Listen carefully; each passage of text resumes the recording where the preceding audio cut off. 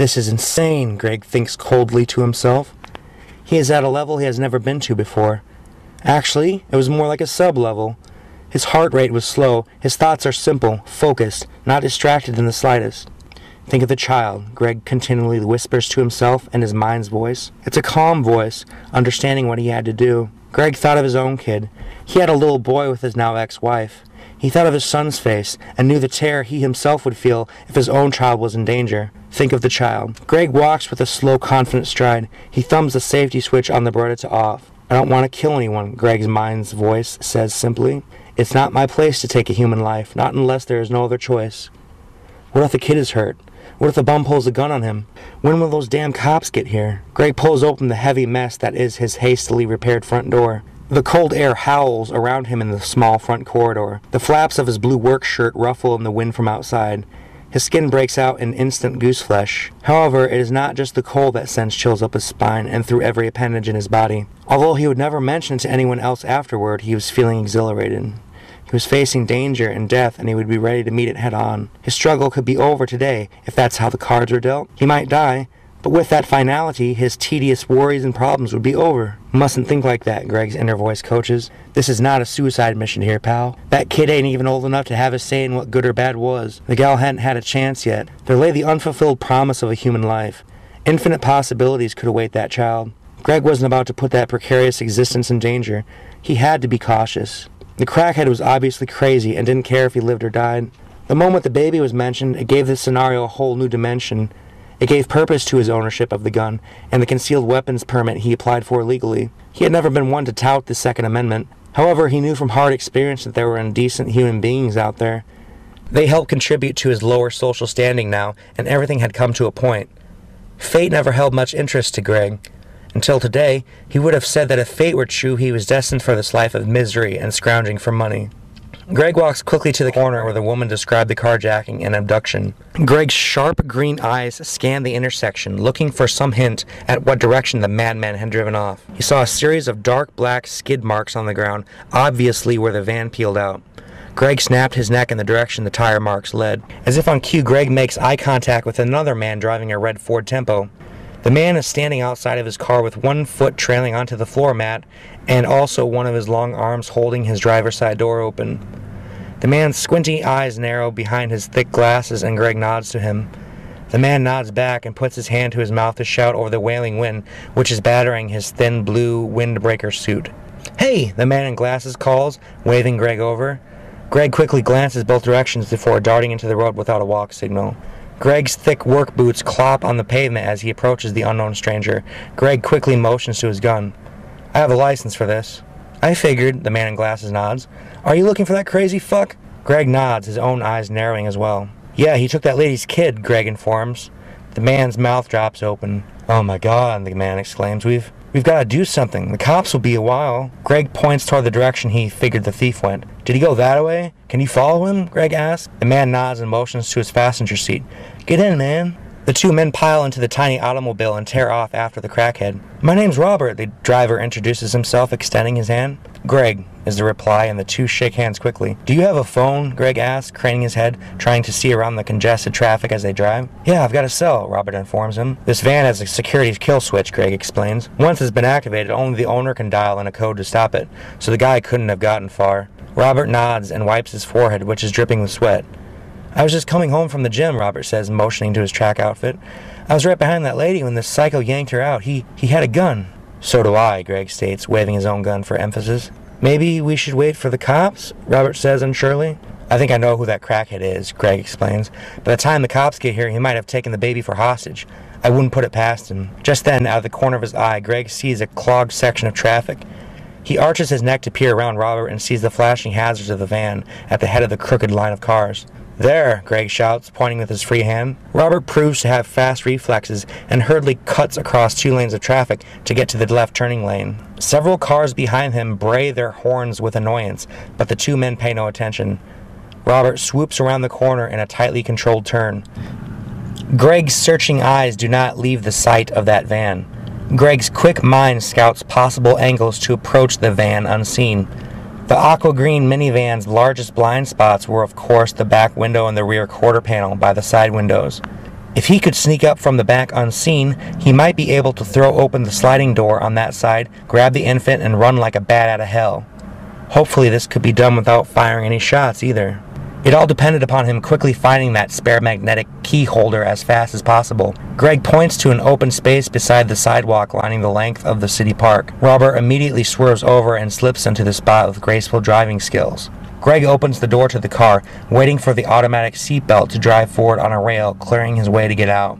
The door open indicator dings, impatiently asking them to close it in a series of chimes. Greg turns toward this stranger, a man he has never met before in his life, and gives him potentially life-altering instructions. "Stay here and wait for me," Greg says, wiping sweat from his top lip and goatee. "I'm going to try to get the kid out, and you can drive me back to the store when the mom is waiting." The dinging continues as Greg grunts and shifts his weight out of the small car. "What if you," Robert says, drawing Greg back. "What if you don't make it back?" Greg stares at the dashboard for a few blank seconds.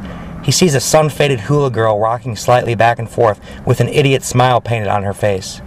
The hula girl seems to say, "If you don't make it back, you're a dead man, that's what that means." Greg tears his eyes free of the somehow hypnotic figure and meets Robert's nervous stare. The brown eyes behind those glasses are scared, but there is also strength there. Greg nods his head again towards Robert, this newcomer's suddenly turned ally. "Don't worry about me, just worry about the baby," Greg says softly. Just try to follow him if he leaves with the little girl, so you can tell the cops where to find him." Greg slams the door shut, cutting off the ding indicator. Robert sighs to himself, which dissolves into an uneasy humming sound. He grips the steering wheel of his cheap compact car until his knuckles turn white. Robert watches intently as Greg slips forward, weaving through the traffic. Greg moves remarkably light-footed for a heavy-set man, Robert thinks to himself, before Greg slinks entirely from his view behind a yellow Ryder truck. Robert's stomach clenches and groans as the stressful situation plays out without him. Greg breathes as softly as possible. He wants to be silent in his approach. The few breaths he does take waft from his mouth in a trail of exhaled fog from the cold. His life breath evaporates over his shoulder as his pace continues without pause. He crouches low, behind a taxi cab directly behind the van. Greg now hears a loud commotion coming from the van. He hears muffled screams coming from within, followed by loud crashes every few seconds. Greg jumps slightly at the sound of each cacophonous blow. Underneath it all, barely discernible, Greg also hears a crying child. Greg takes time to think again of his own offspring and realizes he hasn't seen his child in almost 6 years. Now, depending on how things turned out, Greg may never see him altogether. The hazards from the van blink in a mindless pattern, periodically lighting up the wet ground with blurred symbols. Greg can hear the steady tick, tick, tick of the turn signal switches being activated. Greg uses that soothing pattern to help steady his own heart. He takes about 4 deep breaths, then hikes himself up slightly from his feet where he was crouching. Greg slips low to the ground, avoiding the rear view mirror's detection. Greg hugs the back of the van, careful not to push forward with his hefty weight. If the van rocks forward on its shocks, the crackhead could detect his presence behind him. Greg peers cautiously over the lip of the rear window seal. A flaring yellow baby on board sticker blocks his view partially. But nonetheless, Greg sees the skinny legs of that crackhead kicking out against the driver's side window. The glass on the driver's side is almost completely caved now, with deep spider webbing holding the shattered shards together. Greg watches those spindly little legs wail on the glass. He can see the thief has mismatched socks as his pants are pushed up to his knees from gravity. Also, several crude tattoos dot up and down those hairy legs. The ink has begun to run on many of them, blurring whatever simple designs they were into nothing. The crackhead has one hand gripping the driver's side headrest and the other grasping the dashboard for leverage.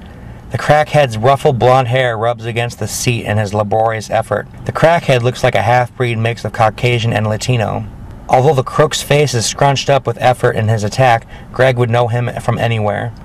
His previous suspicions about knowing the man are confirmed, and Greg's worst fears are realized. It is Jesse Baxter, a name infamous around this neighborhood. Jesse is the prime suspect in the previous robbery on Greg's store, not to mention countless other break-ins and assaults. The crackhead was desperate and strung out. Greg was reminded of those pictures of the kitty hanging by its front paws on a clothesline. "Hang in there, strung-out druggie. Make sure you stay awake long enough to rob someone of their belongings to pay for your habit."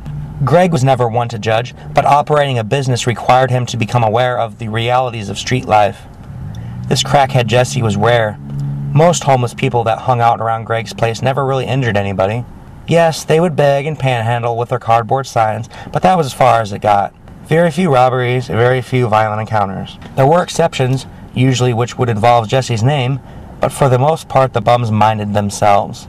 A few of the transients were addicted to heroin, but it was a different breed altogether than dealing with these crackheads and meth junkies. When a shooter didn't have their H, they got sick. Really sick, with an inability to hardly move type of ailment. They could hardly even walk, much less try to mug somebody. But those crackheads, they get antsy and itchy and homicidal.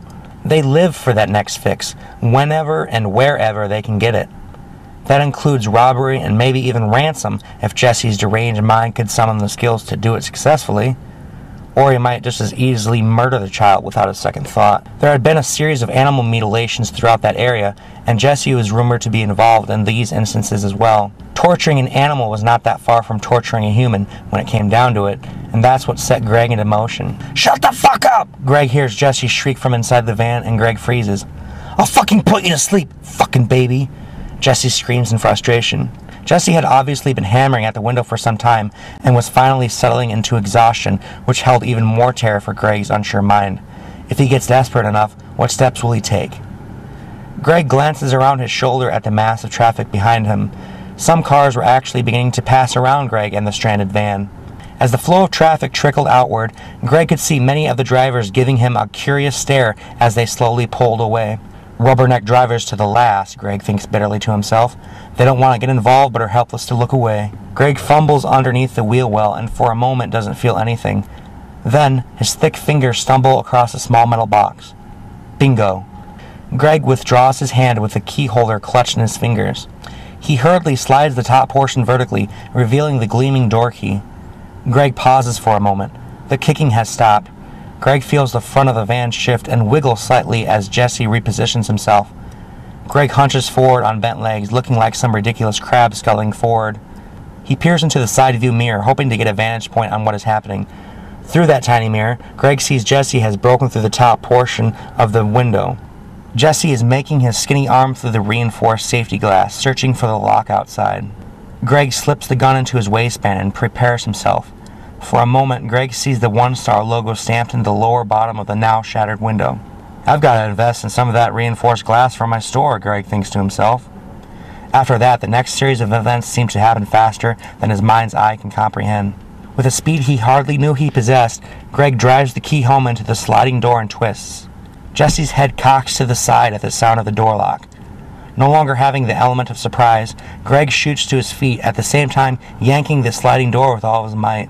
The door shoots back on its bearing-guided rail and crashes against the frame, shaking the entire van. Greg plants his feet on the van's entrance step and lunges forward with his arms. Greg immediately sees the infant in front of him, with the baby's face turned backward toward the rear of the van. The child's chubby face is beet red from untold minutes of terror and crying.